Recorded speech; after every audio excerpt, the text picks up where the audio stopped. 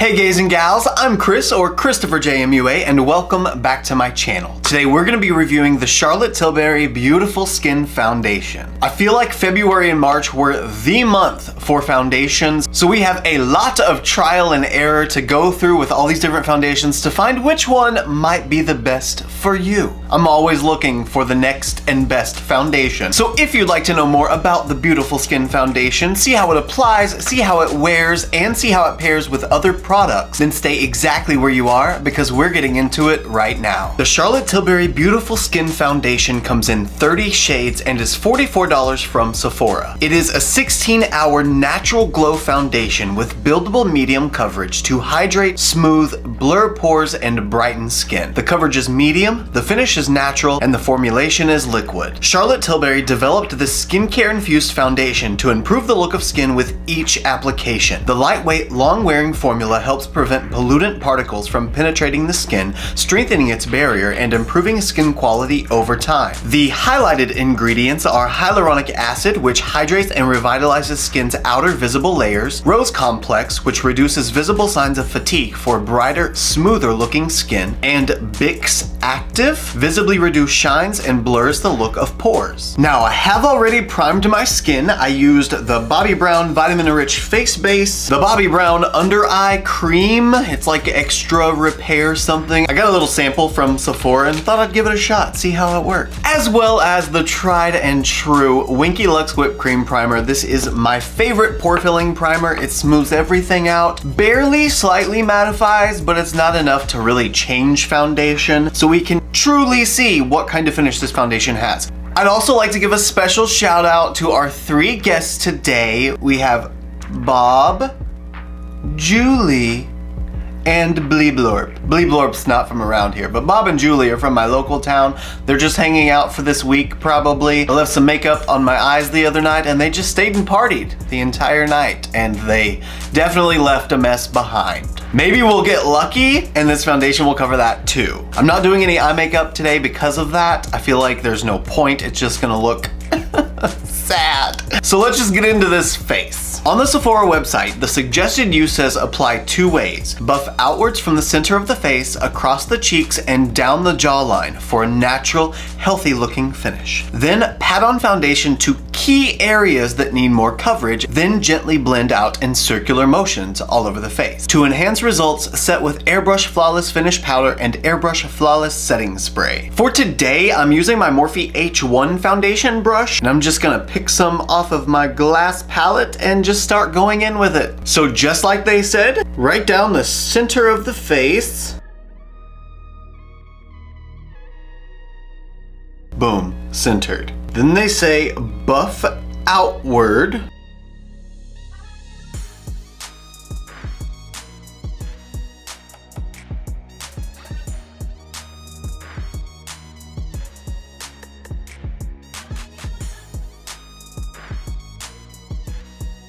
It seems to stay wet for a really long time. Been sitting on the glass palette for a while already, and I'm still able to pick it up and spread it even after I put it on my face, and it even continued to dry further. I sort of expected it to be hard to move around because it had been sitting so long, but it's not. I definitely have the majority of that product on my forehead, nowhere else really, but it did kind of carry down from the center of my face onto my cheeks a little bit. This side went further than this side for sure. I don't know how that happened because it was kind of the same on both sides. Maybe it actually did start drying, but I'm still using the same first pump. And then on the jaw, she says to pat rather than buff. So that's what we're gonna do.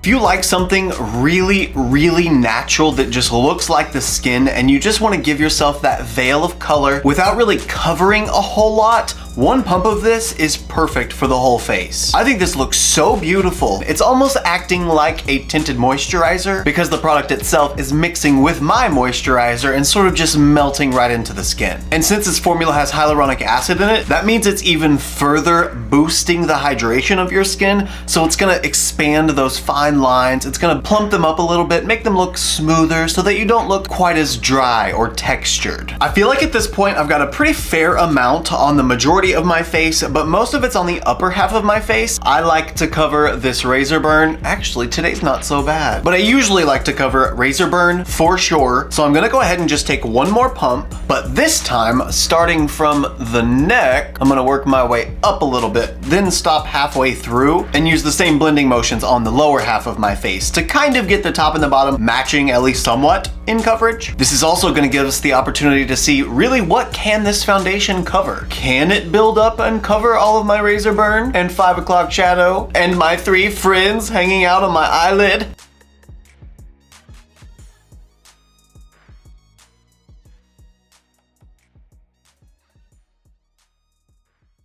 Okie dokie, so here's how we look after 2 pumps buffed in, but not the 3rd layer applied to cover any spots I really want to cover, like she said in the instructions, or like they said in the instructions. I don't know if Charlotte Darling said it or not, but I do think we're off to a pretty decent start. The skin looks like skin, and that's what I love. So it's definitely staying true to its name, beautiful skin, as you would expect, or at least hope. And with that 2 pumps applied, I feel like we're at a pretty nice level of coverage. It looks like about a light medium, closer to the medium side. I am getting a little bit of coverage out of it in the sense that it's covering up some of the darker spots of the pigmentation of my razor burn, but you can still definitely see through it. You can see the darker tones of all the little spots down here. You can see the color from the 5 o'clock shadow that wants to come through right here. So the coverage definitely isn't where I want it to be yet, but the finish is perfect. It's so beautiful. But now let's try to cover. I'm gonna take probably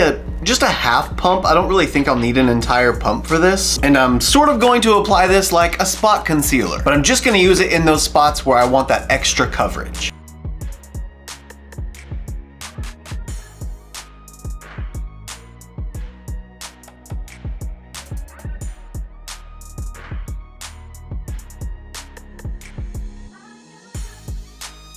So my grandma called while I was applying that foundation, so if you saw me talking while I was putting it on those specific spots, that's why. I wasn't just talking to myself, I promise. Now, I feel like I'm to a very happy place with this foundation. I feel like I've got the coverage where I want the coverage for the most part. Still not quite covering everything down below, but this doesn't claim to be full coverage. It claims to be medium, and I definitely feel like we got to medium. At this point, let's go ahead and move on to the rest of the face makeup and see how all the other products work with the foundation. Naturally, of course, I need to know if cream products or powder products work best with this foundation. So I'm gonna try both. For cream bronzer, I'm using the Anastasia Beverly Hills cream bronzer in the shade Amber. Powder bronzer will be the NARS Paradise Found bronzer. Cream highlighter is the ColourPop Light Sticks. This one's in the shade Bullseye. For powder highlight as well as powder contour, I'm using the Charlotte Tilbury Nudegasm Face Palette. Cream blush is the JOAH Blush and Bloom Uplift Blush Stick. And powder blush is the Clarins Blush Protege in the shade Soft Peach. For concealer, using the JOAH High Coverage Essential Concealer Pen,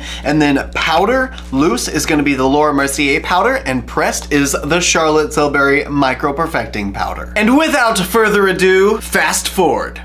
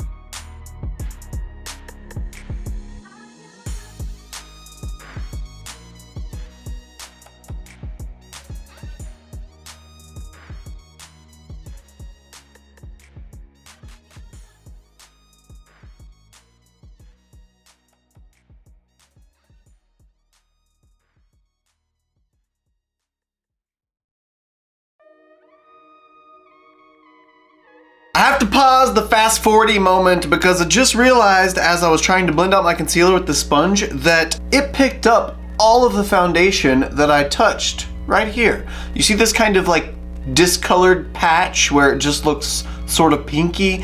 That's just my skin, like my regular skin. So apparently putting a sponge on top of this foundation just soaks up way too much. And I would assume that that's why on the how to use section of the Sephora website that they didn't say anything about a sponge. They didn't even recommend a sponge. Based on that assessment and the experience I just had, I'm going to say probably just don't use a sponge if you can help it. And if you do use one, make sure it's just damp, like a sponge should be, and not super, super wet. Okay, foundation is back on. Now I guess I'm gonna try to blend up my concealer with this brush instead. So let's fast forward again. Bleep bloop.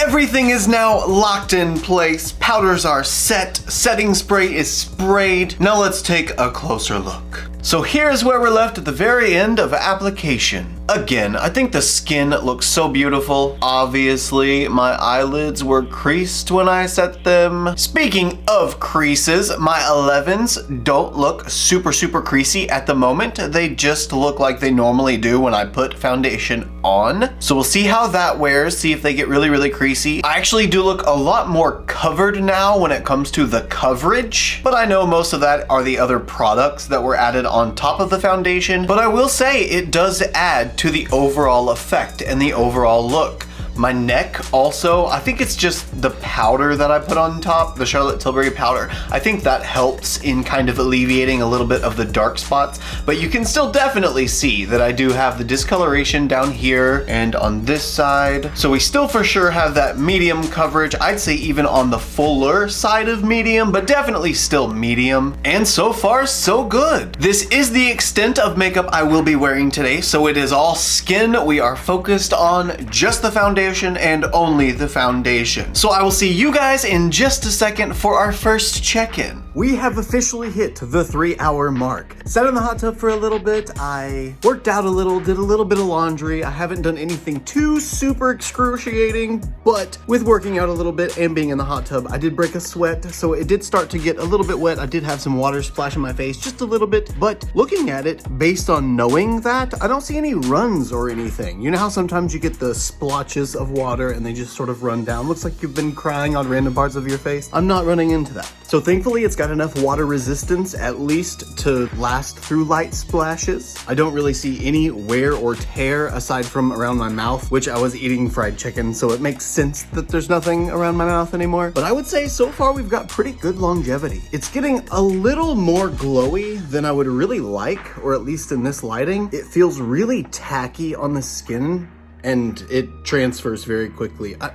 You can't really see the color there, but it's a slight tint and there's sort of a sheen over it where I can see that the radiance in the foundation is coming off. So it for sure will not pass a black shirt test. I'm also not noticing any crazy creasing in my 11 here. It is getting a little bit more intense than what it was when I initially put it on, but it's not really bad. It's actually still looking okay. All in all, I'm happy so far, but let's see what happens by the time the next check-in comes around. We have now officially hit the 8-hour mark. The day is winding down. I'm winding down. It's time to take the makeup off and go to bed. But first, let's see what it looks like. Wow, my concealer is very creasy, but this isn't about that. So the foundation looks like it has worn well. I don't see where anything has kind of ripped up or torn off or smeared or anything, and I have touched my face a few times, but I noticed this earlier and I notice it much more now. I look so glowy, very much so glowy, and the way that it's sort of making light reflect off my skin is more like a sheen, sort of like a metallic kind of reflection, and I don't know that I like that very much because it helps emphasize texture on my skin. I do have quite a lot of texture, so something like this wearing throughout the day and being shiny like that isn't the greatest for my skin type. Here you can see a little clearer what I mean. It's just very glowy. Not that it's a terrible thing. It just makes it where that texture is really obvious in my opinion, especially right here. You can really see my pores, and up on my forehead you can really see those pores as well. But my creasing doesn't look terrible. It still actually looks pretty good, so the wear was great. So the problem for me definitely isn't